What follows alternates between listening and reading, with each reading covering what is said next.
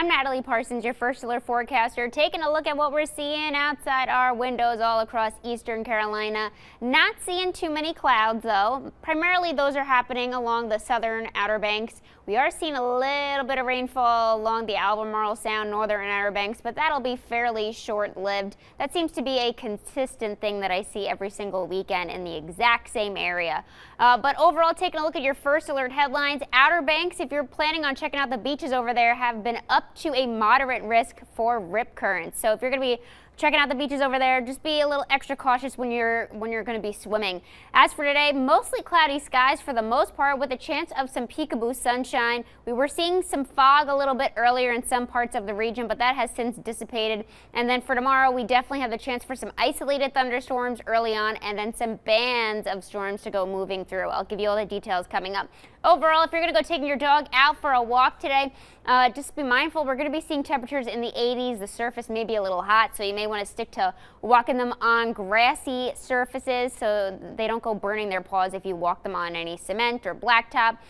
You're seeing Gia right now. She was featured on Fur Baby Friday yesterday during WITN's ENC of 3. If you're interested in adopting, she's available for adoption, looking for her forever home with the Humane Society of Eastern Carolina. We have all the details about her over at WITN.com. Overall, getting up to about 88 degrees come 2 p.m., so it's going to be a hot one. Definitely be mindful if you have little fur babies that need to go out and about. Overall, taking a look at the next 48 hours, clouds will stick around for a good chunk of eastern Carolina throughout the day. Fairly quiet until we get to about dinner time, 6 p.m. You can see that we're going to have the chance for a few isolated storms throughout the area, and they will travel in various spots. Heaviest over by 7:30 p.m. in Kinston as well as Elizabeth City.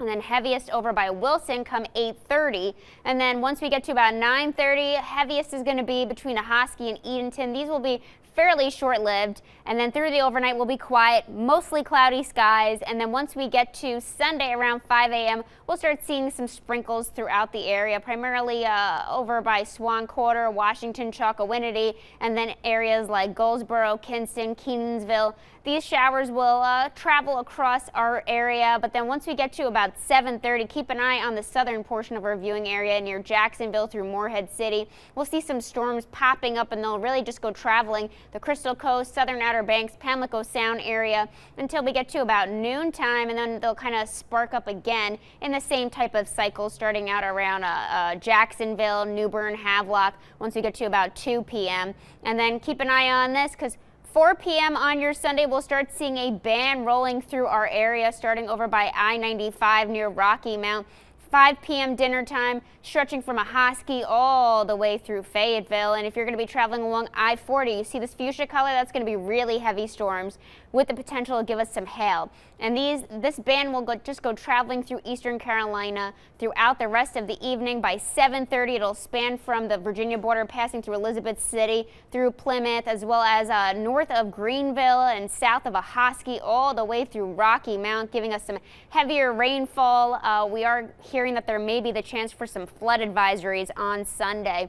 And then once we get to about 9 p.m. on Sunday, just spanning from the northern Outer Banks all the way down to Wilmington, has the potential to get some heavy rainfall, rumbles of thunder, see some lightning, and eventually by 11 p.m. on Sunday, these storms will be along the Pamlico Sound, passing through Beaufort, and then once we get to midnight on Monday, those storms will have since moved out to sea, taking the clouds with it, and giving us the potential to see some sunshine on Monday. You will definitely go feeling a difference in temperatures over the next few days. For the most part, I'd say today and tomorrow, we'll feel a little bit muggy, and then we'll feel a little dip on Monday, a little bit more bearable, and then every single day this week we'll just feel the increase in humidity, and we're actually hearing that we have the potential to go dealing with some heat indexes later on in the week. So it's going to get very, very hot and toasty.